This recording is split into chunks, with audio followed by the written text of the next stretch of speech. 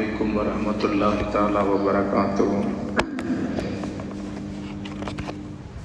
نحمده ونصلي على رسوله الكريم. أما بعد. கண்ணியத்திற்குரிய அல்லாஹ் நல்லடியார்களே, அல்லாஹுவின் பெருங்கிருபையினால் 13வது தராபீஹினை மிகச் சிறப்பாக நிறைவேற்றினோம். அல்ஹம்துலில்லாஹ்.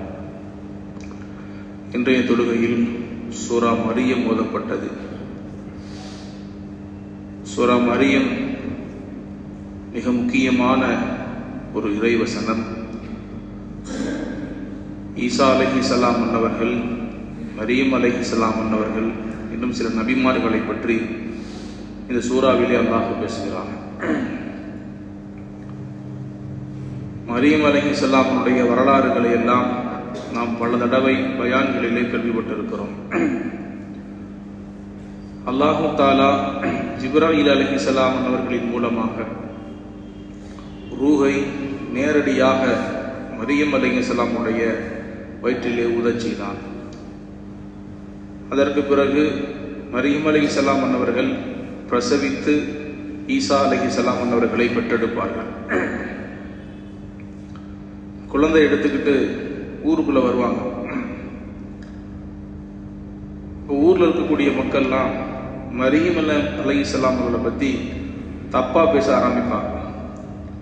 அவதூறான வார்த்தைகளை, சொல்லக்கூடாத வார்த்தைகளை எல்லாம் சொல்லி அவதூறை ஊர் முழுக்க பரப்புவாங்க. இப்போ ஊர் மக்கள் பேசக்கூடிய சில வார்த்தைகளை அல்லாஹு தாலா திருக்குர்ஆன்ல பதிவு செஞ்சு காட்டுறான். ஒருத்தர் மேல அவதூறு பேசுவதா இருந்தா மக்கள் எப்படியெல்லாம் பேசுவாங்க என்பதற்கு அல்லாஹ்வே உதாரணத்தை காமிக்கிறான். யா உஸ்த ஹாரூன் மா கான அபூகி இம்ரா சௌஇன் வமா கானத் உம்முகி பகியா. உங்க அத்தா அம்மா எல்லாம் இந்த மாதிரி கிடையாது, நீ இந்த மாதிரி காரியத்தை செஞ்சுட்டு வந்து நிக்கிறியே அப்படின்னு சொன்னாங்க. முதல்ல பொதுவா மனிதர்கள் செய்யக்கூடிய தவறு பெற்றோர்கள் அது பாதிக்கும். நல்ல அத்தா அம்மாவுக்கு பிறந்தாலும் இந்த செயலை செய்ய மாட்டான் அப்படின்னு சொல்லுவாங்க. அப்போ மரியம் அலைஹிஸ்ஸலாம் அவர்கள் திருமணமாகாமல் ஒரு குழந்தைய ஊருக்குள்ள கொண்டு வராங்க. பார்த்த உடனே மக்கள் என்ன செய்யறாங்க, என்ன ஏதுன்னு விசாரிக்கல, ஆளாளுக்கு பேச ஆரம்பிக்கிறாங்க, அவதூறுகளை பரப்ப ஆரம்பிச்சுட்டாங்க. அப்ப அவங்க பேசக்கூடிய இந்த வார்த்தையை அல்லாஹ் பதிவு செய்யறான். யா உஸ்த ஹாரூன், ஹாரூனுடைய சகோதரியே, கதிஜி அம்பரன் ஃபரியா, இப்படி ஒரு கேவலமான செயலை செஞ்சுட்டு வந்திருக்கிய. மாக்கான அபூக்கி இம்ரா சௌன், உங்க அத்தா இந்த மாதிரி ஆள் கிடையாது. வமா கானத்து உம்முக்கி பகியா, உங்க அம்மாவும் இந்த மாதிரி கிடையாது. அப்படின்னா அதுக்கு அந்த மாதிரி அர்த்தம். அப்ப அப்படி இருந்தனால தான் நீ இப்படி நடந்திருக்க என்பதை போல அவதூறான வார்த்தைகளை அள்ளி வீசுவாங்க. அதற்கு பிறகு நடந்த நிகழ்வுகளை எல்லாம் நாம பயான்ல கேள்விப்பட்டு கையை காட்டுவாங்க. அந்த குழந்தை தொட்டிலிருந்து பேசும், இன்னி அபுதுல்லா ஆத்தானிகள் கிதாப். அதுக்கப்புறம் அந்த வசனம் பூரா வரிசையா வரும். அன்பானவர்களே, அவதூறு என்பது ஒரு மனிதனை நிலைகுலைய செய்துவிடும். அவதூறு என்றால் என்ன? இஃபுக்கு என்று சொல்வார்கள். ஒருவர் செய்யாத தவறை செய்ததை போல பிறரிடத்தில் சொல்லி அதை பரப்புவதற்கு அவதூறு என்று சொல்வாங்க. ஒருத்தர் அந்த காரியத்தை செஞ்சிருக்கவே மாட்டார், ஆனால் அவர்தான் அந்த காரியத்தை செஞ்சார்னு சொல்லி மக்களை நம்ப வைப்பதற்கு அவதூறுன்னு பேர். செய்யாதவர் அதை கேட்டா எவ்வளவு வேதனைப்படுவார். அதனாலதான் இஸ்லாமிய மார்க்கத்துல ஒருத்தர் அவதூறு செஞ்சிட்டாரு, அவதூறு சொல்லிட்டாரு, அந்த அவதூறு அவரால் நிரூபிக்க முடியல, 4 சாட்சி கொண்டு வரணும். இந்த நபர் இந்த காரியத்தை செஞ்சிட்டாருன்னு நான் சொல்லிட்டேன்னு சொன்னா அந்த காரியத்தை செஞ்சார் என்பதற்காக நான் 4 சாட்சியை கொண்டு வரணும். நான் 4 சாட்சியை கொண்டு வரணும்னா ஃபஜ்லிதுஹும் ஸமானீன ஜல்தா, 80 சவுக்கடி அடிக்கணும். ஒரு வார்த்தை இஸ்லாமிய நாட்டு சட்டமா இருந்துச்சுன்னா அவருக்கு 80 சவுக்கடி. அந்த 80 சவுக்கடியில் அவர் இறந்து போனாலும் பரவாயில்ல. சவுக்கடினா கொஞ்சம் சாதாரணமா இருக்காது. ஒரே ஒரு சவுக்கடி அடிச்சா உடல்ல இருக்கக்கூடிய தோல் தனியா பிஞ்சிட்டு வந்துடும். அப்ப அவதூறுக்கான விளைவு, அவதூறுக்கான பலம் எப்படின்னு சொன்னா ஒரு மனிதன் நிலைகுலைய செஞ்சிடும். நல்ல மனிதர்கள் கூட சில நேரத்துல துவண்டு போயிடுவாங்க. சமுதாயத்திற்கு சேவை செய்து செய்து சில நேரங்களில் அவதூறான வார்த்தைகள், அவதூறான செயல்பாடுகள் மக்களுக்கு மத்தியில் பரவும் பொழுது இவ்வளவு செஞ்சு நம்மளை தப்பா பேசிட்டாங்களே அப்படின்னு பேச ஆரம்பிச்சிருவாங்க. அவதூறுடைய விளைவு என்பது ரொம்ப மோசமானது. பெருமானார் ஸல்லல்லாஹு அலைஹி வஸல்லம் அவர்கள் அவதூறு செய்வதை வன்மையாக கண்டித்திருக்கிறார். குர்ஆன்ல ஒருத்தர் ஒரு மனைவிய, தன்னுடைய மனைவிய தவறா சொல்றார், லிஆன் சொல்லுவாங்க. அதுபோல தன்னுடைய மனைவி ஒருத்தர் தவறா செஞ்சுட்டான்னு சொன்னா அதற்கு சாட்சி அவர் கொண்டு வரணும். சாட்சியை கொண்டு வரலைன்னா அவருக்கு தண்டனை கொடுக்கப்படும். அப்போ அவதூறுல இருந்து ரொம்ப எச்சரிக்கையா இருக்கணும். பெருமானார் ஸல்லல்லாஹு அலைஹி வஸல்லம் அவர்களுடைய காலத்திற்கு பிறகு உமர்லாவுடைய ஆட்சி காலத்துல கூஃபாவில் சஅத் இப்னு அபீ வக்காஸ் என்ற சஹாபிய பொறுப்பாளியாக ஒரு பள்ளிவாசலுடைய இமாமாக நியமிக்கிறாங்க, கூஃபா நகரத்தினுடைய பொறுப்புதாரியா. இப்ப அந்த கூஃபா நகரத்தினுடைய பெரிய பள்ளிவாசலுடைய இமாமாக சஅத் இப்னு அபீ வக்காஸ். சஅத் இப்னு அபீ வக்காஸ் சொன்னா பெரிய சஹாபி. ரசூலுல்லாஹ்வுடைய வாழ்க்கையில 10 சஹாபாக்களை இந்த உலகத்திலேயே சொர்க்கவாதி சொல்லியிருக்காங்க. அவங்களுக்குலாம் எந்த கேள்வி எனக்கும் கிடையாது. அஷரத்துல் முபஷரா என்று சொல்லுவாங்க, சுவனத்திற்கு சுப செய்தி சொல்லப்பட்ட 10 சஹாபாக்கள்ல இவங்களும் ஒண்ணு. அப்போனா என்ன அர்த்தம்னா அவங்கள பத்தி நம்ம எதுவும் பேசக்கூடாதுன்னு அர்த்தம். அவங்க சொர்க்கத்துக்கு தான் போக போறாங்க டைரக்டா. இந்த உலகத்திலேயே நமக்கு சர்டிபிகேட் யாருக்காவது கிடைக்குமா? ரசூலுல்லாஹ் 10 பேருக்கு சர்டிபிகேட் கொடுத்தாங்க. இவங்க எல்லாம் சொர்க்கவாதி. அபூபக்கர் சித்திக், உமர்லா, உஸ்மான், அலி, அதுல சஅத் இப்னு அபீ வக்காஸும் ஒரு ஆளு. அப்ப எப்பேற்பட்ட சஹாபியா இருப்பார். பெருமானாருடைய நாவுகள்ல இருந்து சொர்க்கவாதி சொல்லப்பட்ட இந்த சஹாபி. அவங்கள கொண்டு போய் உமர்லா என்ன செய்றாங்க, அந்த பகுதியுடைய பொறுப்புதாரியா நியமிச்சு பள்ளிவாசலுடைய இமாமா பணியாற்றுறாங்க. இப்ப உசாமா பின்த் கதாதா என்ற ஒரு நபர் ஒரு கடிதம் எழுதுறாரு உமர்லாவுக்கு, ஜனாதிபதிக்கு. இந்த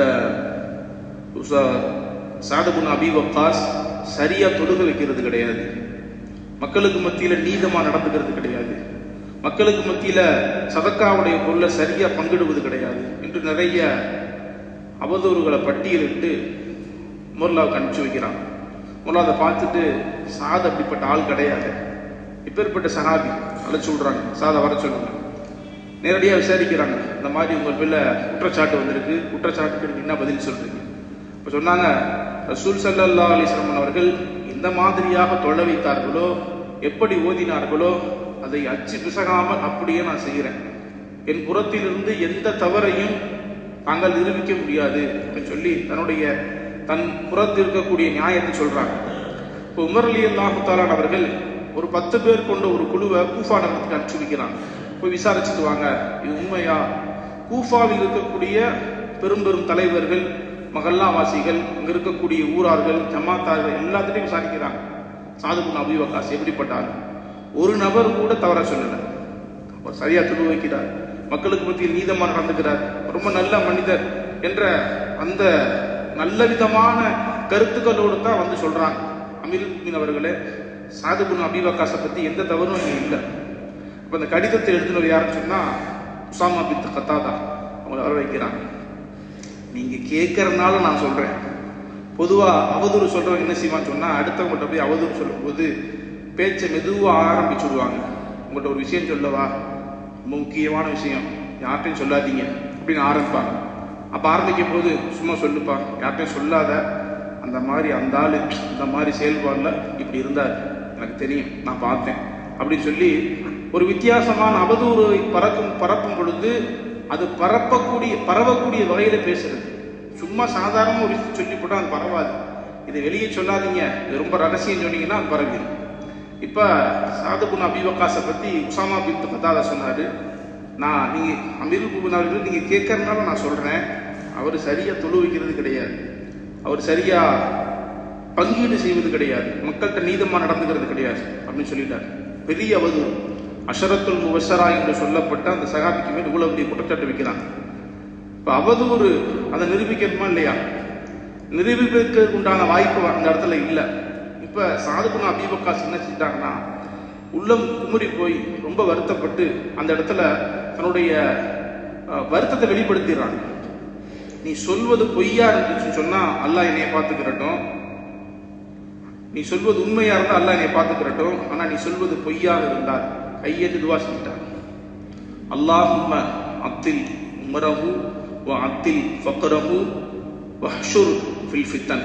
யா அல்லாஹ், இவருடைய வயது நீளமாக்கியது, ரொம்ப காலத்துக்கு ஒரு வாழணும், வறுமையை நீளமாக்கியது, ரொம்ப நாள் வாழணும், கஷ்டப்பட்டு வறுமையில வாழணும், வக்ஷுர்லி ஃபுத்தன், குழப்பமான காலகட்டத்தில், ரொம்ப மோசமான காலகட்டத்தில் அவர் வாழும் அப்படின்னு சொல்லி பதுவா செஞ்சிடறார் சாத் இப்னு அபி வக்காஸ்.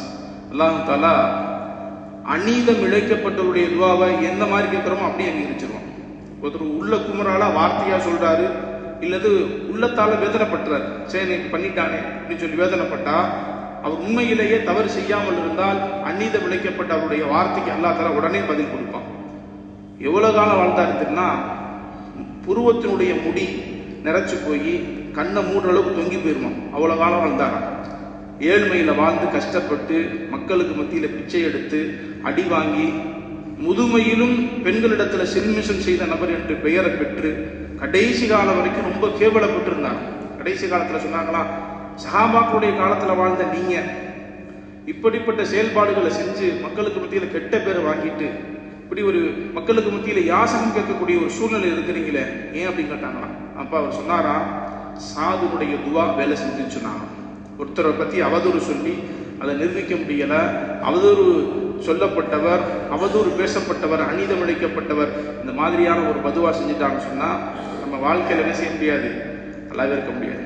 ரசூலுல்லாஹ் சொன்னாங்க, ஒரு மனிதன் இன்னொரு இடத்தில் இல்லாத ஒரு செயலை சொல்லிட்டாருன்னு சொன்னா அல்லாஹ் இந்த உலகத்திலேயே எந்த செயல் அவர் சொன்னாரோ அந்த செயலை செய்ய வச்சு மூத்தாக்குவான். இந்த நபர் மது அருந்தினார், அவர் மது அருந்தல, மது அருந்தித்தான் இவர் பரப்பிட்டான்னு சொன்னால் இவர் வாழ்நாளில் மது அருந்தக்கூடிய ஒரு வாய்ப்பு ஏற்பட்டது. இந்த நபர் விபச்சாரம் செய்தார், ஒருத்தர் அவதூறு பரப்பிட்டார், அவர் மௌத்தாரதுக்கு முன்னாடி அந்த பாவத்தை செஞ்சுட்டு தான் மூத்தா போவார். அல்லாஹ் தஆலா அப்படி ஒரு பூமரன் போல இந்த செயல்பாட்டை எல்லாம் வச்சிருக்கேன். நம்ம எதை வீசி எடிக்கிறோமோ அது திரும்ப நம்ம பக்கத்தான் வரும். சென்னையில் ஒரு அஜரத்து கேஸ் சிலிண்டர் வாங்குறதுக்கு ஒரு கடைக்கு போனார். அந்த கேஸ் சிலிண்டர் பக்கத்தில் ஒரு பெரிய தியேட்டரில் ஒரு முக்கியமான படம் அன்றைக்கி ரிலீஸ் பண்ணுறாங்க. வரிசையில் அப்படியே வரிசையாக நிற்கிறாங்க டிக்கெட் எடுக்கிறதுக்கு. இப்போ அந்த அஜரத்து கொஞ்சம் சட்டப்படுவார், சிலிண்டர் வாங்குறதுக்காண்டி ஒரு 10-11 மணிக்கு போகிறார். டிக்கெட் வாங்கிட்டு வரிசை நிற்கிறாங்க. இப்போ இந்த வரிசையை கடந்து அப்படி போனால் அந்த கடைக்கு போகலாம். வரிசை இப்படி இருக்குது, கடை அங்கிட்டு இருக்குது, இவர் இங்கிட்டு நிற்கிறாரு. இந்த வண்டியை நிப்பாட்டிட்டு என்ன செய்கிறாரு, அந்த வரிசைக்குள்ளே போயிட்டு கடைக்குள்ள போகணும். இப்போ அந்த வழியாக வந்த ஒரு ஆள் அந்த மஹல்லா வாசி பார்க்குறாரு, அஜத்து கரெக்டாக அந்த வரிசையில் போய் நின்று அப்படி கடந்து போகணும். இப்போ இங்கேருந்து பார்த்தா எப்படி தெரியும், வரிசையில் டிக்கெட் எடுக்கிறது நிற்கிறாருன்னு சொல்லி பார்த்துட்டாரு, டப்புக்குன்னு போட்டு அமைச்சிட்டாரு. அவர் கடந்து போயிட்டார். அஜிட்டு சில்லறை வாங்கிட்டு போயிட்டு வெள்ளிக்கிழமை போக முடியுமா, போட்டோ எடுத்து அந்த மஹல்லாவுடைய குரூப்பில் போட்டுட்டு, ஒரு இமாம் இப்படிப்பட்ட செயலை செஞ்சுட்டாரு, அது வெள்ளிக்கிழமை நாள் அதுவுமா டிக்கெட் எடுத்து வரிசையில் நிற்கிறாரு, என்ன ஏதுன்னு விசாரிக்கல, மஹல்லாவில் பரவி பெரிய பிரச்சனையாகி இமாமை நீக்கிட்டார் கடைசியில். அப்புறம் என்ன ஏதுன்னு விசாரிச்சு பார்த்தா சிலிண்டர் வாங்க வந்தவர் அவர் எவ்வளவோ தன் புறத்தில் இருக்கக்கூடிய நியாயத்தை சொன்ன பிறகு கூட என்னதே இருந்தாலும் நீங்கள் எப்படி நின்றுக்கக்கூடாதுன்னாங்க. இப்போ என்னப்பா சிலிண்டர் வாங்குறதுக்கு வேறு என்ன வைக்க போகிறது. எனக்கு இந்த மாதிரி நடந்து போச்சு. ஒரு தடவை பாண்டியத்துக்கு ஏத்தாப்புல ராகவேந்திரா சிப்ஸ் கடைக்கு சிப்ஸ் வாங்க போயிருந்தேன். தொடுத்துட்டு பஸ் வந்துச்சு சொல்லி ஓரம் ஒதுங்கிட்டு திரும்ப வந்தேன். ஹஜரத் என்ன இந்த நேரத்தில் இருக்கிறியா அப்படின்னா, சிப்ஸ் வாங்க வந்தேன்ப்பா அப்படின்னா. சரி நான் கூட வேற ஒன்றும் நினச்சிட்டேன் இருக்கு, படம் நல்ல படம் ரிலீஸ் ஆயிருக்கு, கூட்டமாக நிற்கிது, கூட்டமாக நின்றீங்க, டிக்கெட் எடுக்க தான் நின்றீங்களோ அப்படின்னு நினச்சிட்டேன் அப்படின்னாங்களாம். அதுபோல் கண்ணால் பார்க்கறது எல்லாமே உண்மையாக இருக்காது, தீர விசாரிக்கணும், அவசரப்பட்டு எதையும் சொல்லிடக்கூடாது. ஒரு வார்த்தையை கொட்டிட்டா திரும்ப அல்ல முடியாது. அப்புறம் அந்த வார்த்தையால் அதனுடைய விளைவை நம்ம தான் அனுபவிக்கணும். வல்ல ரஹ்மான் வாழும் காலம் எல்லாம் அடுத்தவர்களை பற்றி அவதூறு பேசாமல் நல்லவர்களாகவே வாழ்ந்து மரணிக்க வல்ல ரஹ்மான் பெருமை செய்வானார். வாஹிரு தவானா அல்ஹம்துலில்லாஹி ரப்பில் ஆலமீன். நவைத்து சௌமகதி அன்னதாகி ஃபருதி ரமலான ஹாதிகி சனத்தி லில்லாஹி தஆலா. இந்த வருடத்தின் ரமதான் மாதத்தின் ஃபருதான நோன்பை அல்லாஹுக்காக நிறைவேற்ற நியத்து செய்கிறேன்.